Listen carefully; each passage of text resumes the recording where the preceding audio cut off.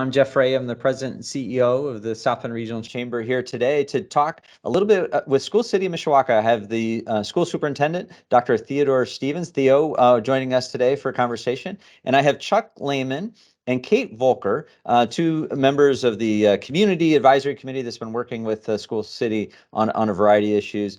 So a couple community members, Kate from her role on the City Council over there as well. So thank you all for joining me today for a little conversation.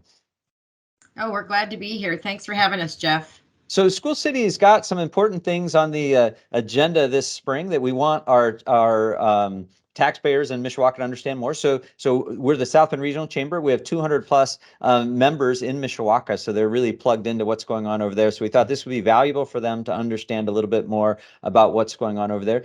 Theo, let me come your way first as we start and talk a little bit about just School City of Mishawaka. If somebody's not familiar with it, tell us a little bit about what's going on at School City. Absolutely. So very proud to be the superintendent of School City of Mishawaka. We have nine schools, which include 7 elementaries, 1 middle school, John Young Middle School, and of course, Mishawaka High School. Hopefully all of your viewers are very, very well aware of Mishawaka High School, at least when you go by on Lincoln Way. Our schools, we pride ourselves in having neighborhood schools. Folks that have lived in the community know that all of our elementaries, we don't necessarily bus.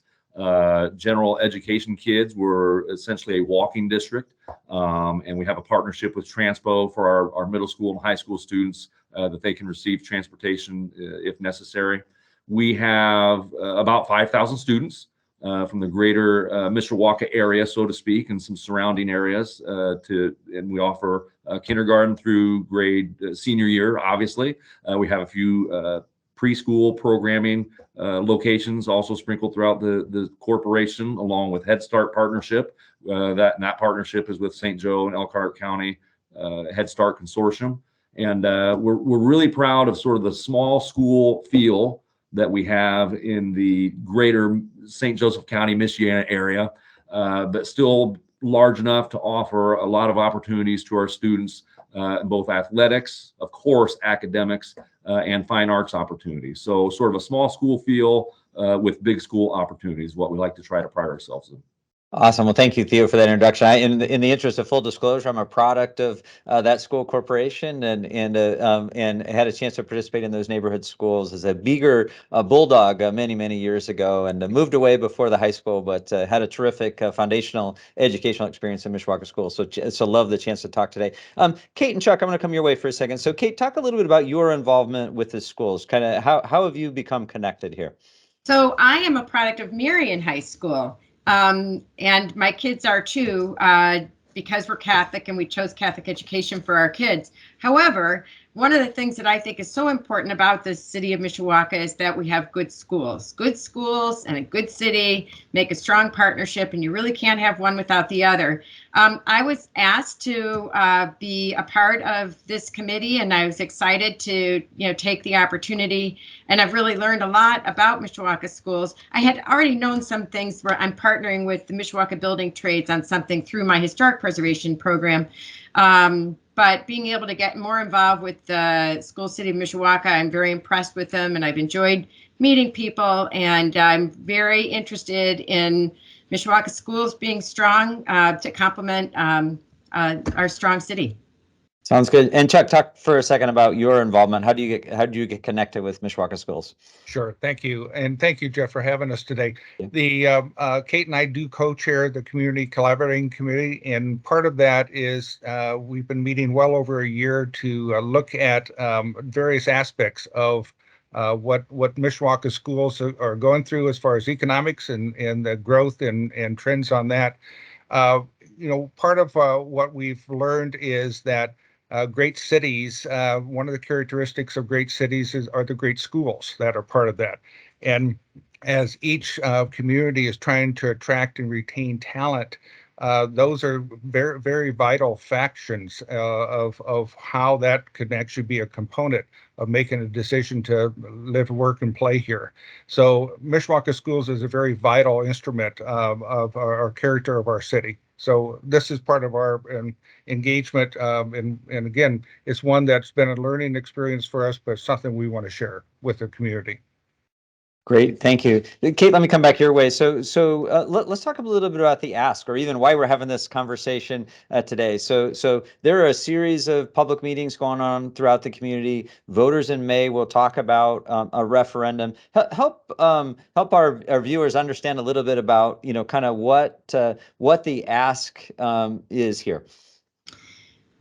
Well, Mishawaka schools are funded in a number of different ways, but the main funding that we're concerned about is the money that comes per student based on the assessed property value that we have in the school city of Mishawaka. And one of the things, and I think maybe you'll be able to show a slide, but one of the things that is really challenging for school city of Mishawaka is that our footprint is very small. When you think about the school city, or when you think about the city of Mishawaka, you know, we're 17 square miles, I think, but the school city of Mishawaka is 8 square miles. So when you think about the property values, the taxation that comes off of that, especially with property tax caps, the dollar amount that we get per student is very, very small. I think it's about $217 or something like that. Theo, you can help me with that, but it's very small compared to the school corporations on either side of us. And frankly, we are at almost the bottom for the state of Indiana. So that really is a huge part of our problem in terms of funding. Is that helpful? Yeah, I think so. And Chuck, let me come your way. So the more specific action that's going to happen is referendum, and it's interesting. I think maybe it's an important discussion piece before we get more into the specifics of this. This has become almost a new normal in school corporations. You know, referendums are happening not because people haven't spent money wisely or whatever, but Chuck, you had been involved before during the referendum process and stuff. Just talk a little bit generally about kind of referendums and what's going on with that. Yeah, the referendum process seems to be the one of the mainstays for many of the school corporations throughout the state. The idea of using this as a short-term funding resource is what's being implemented. Again, you mentioned before we did pass successfully a referendum in 2016 for both operating referendum and also a capital referendum. And again, the operating referendum at that time was for a 7-year period. So that current referendum actually will dissolve or stop at the end of 2023. So what we're asking here is another continuation of that, and it will be for an 8-year period. So again, referendums are a short-term funding resource that school corporations need to go through. Great. Theo, let me come your way for a second. So, because I'm interested in, I don't have kids in the system today. I'm kind of a little less familiar with what's going on, but you, like many school corporations, have some critical needs in terms of delivering, kind of the day-to-day. So talk a little bit about some of the things that are important for the operating referendum. What are some of the things that the referendum will help you do in the schools? Absolutely. So really, we want to make sure that we're enhancing the experience for students when they attend one of our schools. And a lot of what we're focusing on in the referendum, the operating referendum, are people, are positions. And several of those positions are STEM-based positions. So the science, technology, engineering, math. We've added utilizing ESSER dollars, federal money that we received from COVID. A lot of entities receive these dollars. We use that to provide some of these positions within the school corporation to add enhancements to the academic side of what we offer our students. So specifically, that STEM is Project Lead the Way, is sort of a brand name. It's like the Kleenex of tissues, so to speak. But it's a brand name of STEM curriculum that we have now in all of our elementary schools. And we want to be able to continue to offer that because those federal dollars, of course, also end. It's sort of like this cliff at the end of 2023 is going to stop certain things. And if we want to continue to fund programs like that, we need to be able to secure the funding, which is what this referendum renewal is all about. And in addition to that, one of the major components that we're really trying to bolster is the area of school safety. And you hate to talk about school safety, and unfortunately, all of your viewers know about the horrible tragedies that occur in our schools, and even now in Michigan State universities and different places. And so one of the areas of school safety we want to address is the idea of getting a resource officer in each of our elementary buildings. Right now, we have a great partnership with the city of Mishawaka, and we have 3 resource officers, one for Mishawaka High School, one for John Young Middle School, and then we share one for those 7 elementaries. And we'd really like to have one in each building, just to enhance the security and the safety of our students and our staff. So those are the major components that we want to look for in this next operating referendum if the public were to support us. Great. Theo, I want to stay with you for a quick second because I think you hit something that so many of our viewers are critical. They're all in this battle to attract top talent, and similar, you're trying to attract the top teachers and administrators. And to talk about what the landscape looks like that today. My general understanding, it feels like there's less people going into the field. There's fierce competition to attract those people. Talk about what Mishawaka is doing to try to differentiate themselves as a preferred employer. Absolutely. Well, and you're spot on, and it's no secret that in the greater Michiana area here in St. Joe County, we compete quite a bit. And I love our friends at South Bend, and I love our friends at PHM, but we want to stay market competitive. And we are often sort of playing a shell game with our neighbors in terms of what do we offer that differentiates Mishawaka from the other neighbors I just cited. And compensation is a big component of that.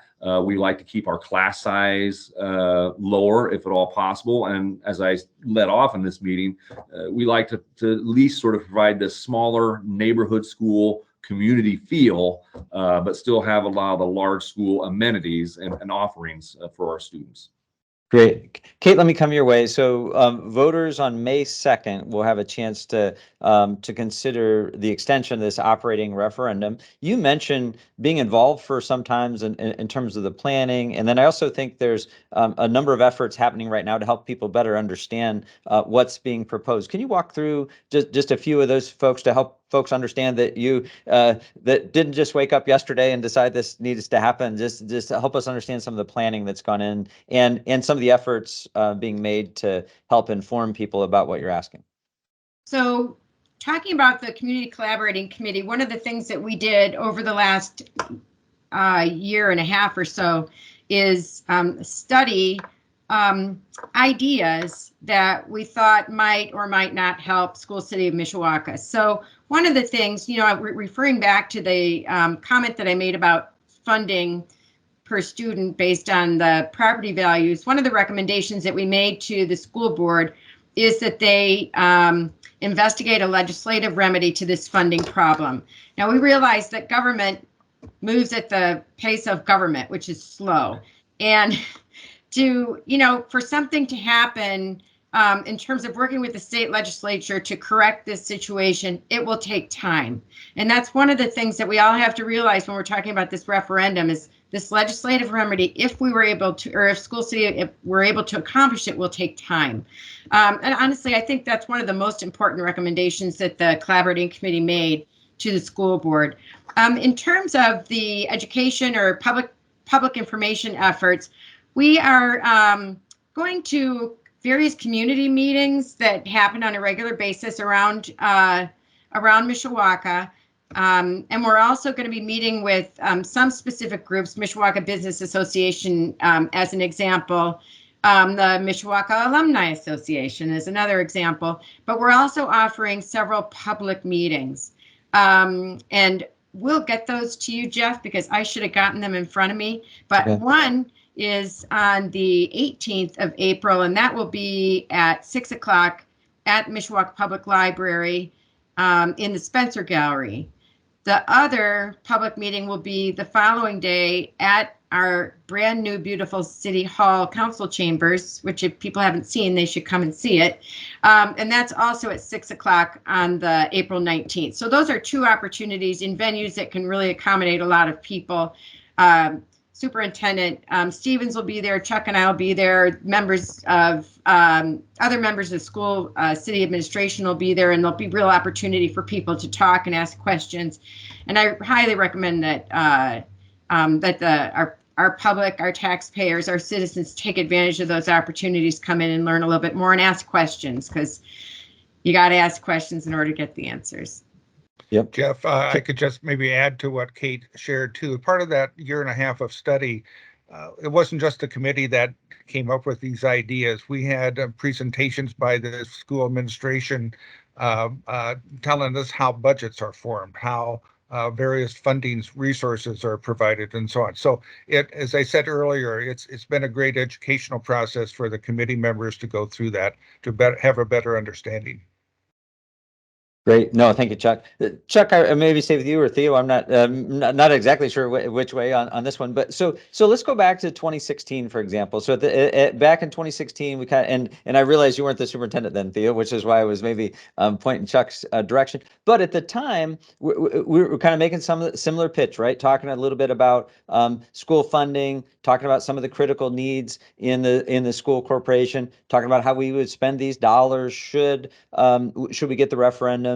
Mishawaka voters at the time said, love this. These schools are important to us. They supported it. So now as we're seeking to renew, help us understand the success from the investment before, right? Part of this is building trust over a long time. They have great trust in the school system. But what were some of the key wins from last time that got implemented that couldn't have happened without the support last time? I'll start, Theo, and maybe you can continue. Part of that, one of the big deals last time was the security factor. At that time, from a national basis, that was such a critical component. Each of our school facilities had new vestibules, security vestibules that were installed. Keep in mind, the last referendum actually was the two-parter. We had both capital and operating them too. So part of the capital, there was a harmony in some of those investments. So the security was both in a physical sense and also in an operational expense and too. But I think part of that was the issue of that expanding our security, looking at adding more STEM resources to that educational experience and so on. So again, what we're asking at this time with the referendum is a continuation of that. We're going to be doing some improvements and further refinements to many of those elements as part of this referendum itself. Yeah, and I'll add just one more piece there. So in 16 as well, our school corporation was not one-to-one, meaning they did not have devices for each, one device for each student. And that was one of our major pushes on the operating referendum side, was to not only be able to purchase devices for students and staff, but also have the computer network and the computer staffing of individuals to get that network deployed and put in place. As I like to tell folks, when the internet's working and everything's smooth and every kid's computer works, nobody really cares up until the point you have an internet outage, and now everybody's like, what do we do and what's going on? And just like this video presentation today, I know enough to sort of get the computer started and running and be able to speak to you. I have no idea how the back end works, the network and all that. And that's why, again, to be market competitive, to hire individuals on our staff that can help keep everything afloat was so very essential. And was also a major push of the operating referendum in 2016. And fortunately, we were able to get a lot of those things in place before COVID hit. Because that was then not an ideal education. I don't think anybody would tell you anywhere in the world that being a virtual education was the ideal model, but we were at least able to maintain that during the tough times during the pandemic. Theo, I want to stick with that. I love that topic a little bit. Obviously, in 2016, nobody predicted you'd run into that. I think nationally, there's so much talk that as education changed, I had to go to virtual. Some schools experience some learning loss and some other stuff. Talk a little bit about just how Mishawaka came through that period, how students did, how it's even maybe changed how you do things now. Sure. Well, I mean, it was challenging. I mean, and I was not here during sort of the main throes of COVID. I was serving at another school corporation, but I can certainly tell you from the superintendent's standpoint, it was a challenge. It was a challenge for our teachers. It was a challenge for our students. We were completely turning upside down the way that we really went through educating students at all levels across the board. So in Mishawaka, I would say we did just as well as other school corporations during that time period in terms of being able to deploy the virtual, being able to try to deploy some hybrid approaches to reach students. But with that said, we have had some students fall behind.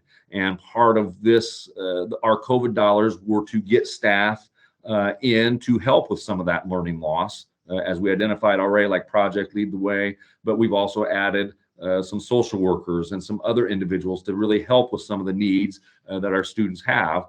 And again, with these ESSER dollars looking to dip away, if we want to continue with those offerings, which we do, because again, students still continue to struggle to this day, and we may see this for quite some time. We want to make sure that we have the supports in place to help enhance the education moving forward. Great.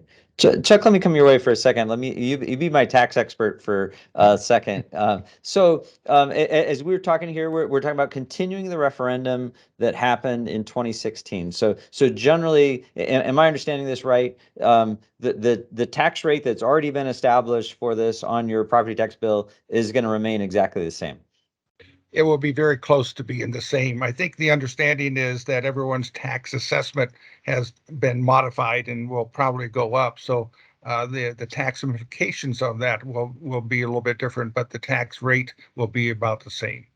Right. Yeah. So yeah, I think you make a good point there to help people understand, because they may think their tax bill is going to stay exactly the same, but the appreciation and assessed values means that those bills have gone up. And I think that, and so what you're asking for is not an increase in the rate, more just continuing what you have, so you can continue to add these new programming. So. Yep. So Kate, let's talk a little bit about just this process. You mentioned there's going to be a number of information sessions, but voters are going to have to make this decision on May 2nd to vote for this and such. So that one, they'll need to be registered to vote early enough to get that, and then obviously they'll need to show up on May 2nd a little bit. Give the pitch a little bit to voters on it's a primary. There's not a lot of contested races, but this is a pretty critical thing. Voters need to show up. Help give the pitch for why they should do that.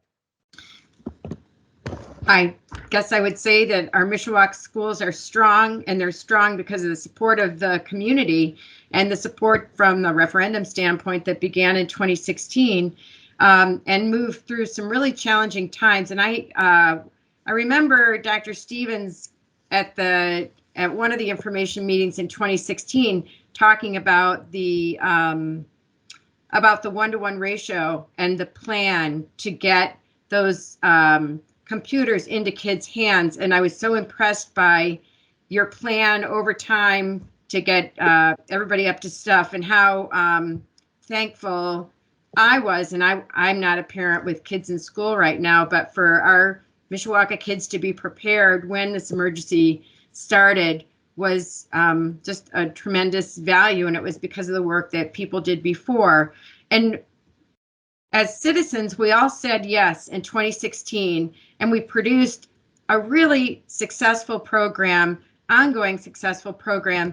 And I think that's the reason why it's so important for us to get out and support it again, because it is successful. Our schools are doing well, and we want to make sure that they continue to do so. Because of our funding situation, we need extra help. And it's important for our citizens to get out there and support Mishawaka schools and give them the help they need so we can continue to be successful. Chuck, I want to come your way. You and I have talked a lot about quality of life, quality of place. I think you and Kate both mentioned just the critical roles that the schools play in the strength or health of the communities. Talk a little bit about that as we get ready to wrap up. I think the quality of place and the quality of why people would consider Mishawaka as a destination for either living, working, or shopping or whatever all comes into play with the quality of components that make up that city and that community. Schools are a very strong advocate for that, even though people don't have maybe kids in that system, they probably know someone that does. And they may have grandkids that are part of that program and so on. And again, there's a slide, I think, in our slide deck that talks, USA Today talks about, when you have good quality schools, it's usually found in good quality cities. And, Mishawaka is a shining example of that as it relates over the past decades. And that's one that I think everyone takes some pride in. So even though we don't maybe have kids and students in school right now, there's a sense of pride that our school system can be a shining component for everyone's households. And Dr. Stevens, we'll give you last chance. Anything else you want to make sure our folks know about what's going on in Mishawaka schools? Sure. Well, I think Chuck and Kate said it very well, and they both come from a different perspective as a business owner and a government official. We're really very fortunate in the city of Mishawaka to have a great partnership. School City Mishawaka is one piece of the greater city of Mishawaka, where everybody is working and playing. And as the city continues to do great things, we at School City want to be a great partner as well. And we want to hold up our end of the bargain. And part of being able to hold that up is to have the proper staffing and proper people in place to make that all work. And we certainly are very grateful to the taxpayers for approving the referendum in 2016. And we're hopeful that they will look to renew the referendum in 2023 so we can continue to expand on the great things that we're trying to do together. Both City of Mishawaka and School City of Mishawaka.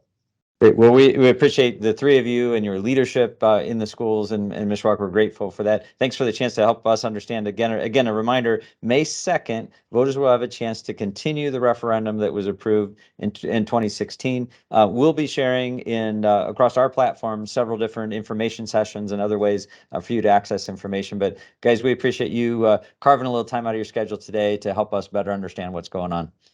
Thanks for having us, Jeff. Thanks, Thank Jeff. you. Thanks.